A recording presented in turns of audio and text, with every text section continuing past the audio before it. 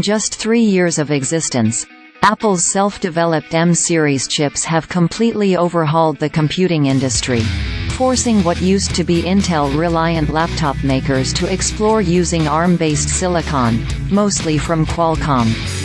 With Apple's M2 Max still outperforming all challengers, Apple has released the M3 series, and the highest-tier chip, the M3 Max, further increases the lead.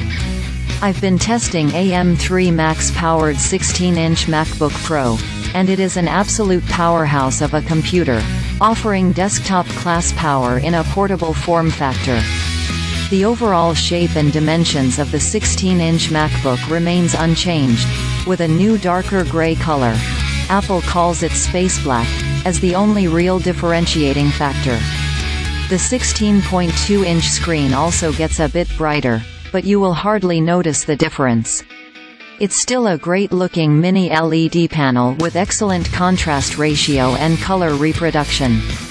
There are still a lot of ports, for an Apple laptop, at least, including a 3 USB-C, HDMI, and a micro SD card slot.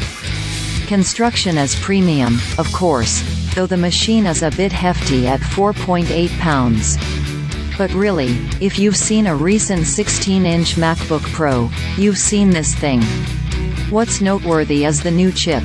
Built on 3nm architecture, the M3 Max contains 93 billion transistors. The more of these, the more raw power the chip can push, and has an increased CPU core count up to 16, and a whopping 40 GPU cores.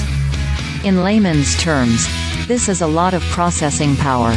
But Apple's M chips have been more than just about raw power, but also efficiency. Apple Silicon are built on the same architecture as smartphone chips, so they're small in size, and have all the computing bits in one place for better synergy and efficiency. This means the chip uses less power and sustains peak performance for longer periods.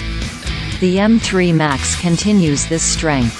I use my computer mostly for writing, reading words and editing videos. The former task barely scratches the surface of the M3 Max's power, so I can literally have 20+ tabs opened in Chrome along with Spotify, Slack, Twitter, and Adobe Lightroom running in background, and the machine doesn't slow down or get warm. When I edit 4K video footage on Final Cut Pro, the machine can get occasionally warm, but still not enough to necessitate the fan. And it still does not slow down at all. I've connected the MacBook Pro to 2 external monitors and had these apps open: Chrome with 20+ tabs, Final Cut Pro, Spotify, Slack, Adobe Lightroom, Twitter, Safari playing a YouTube video, and the machine still didn't bog down. I could immediately cycle through all the apps without any delay.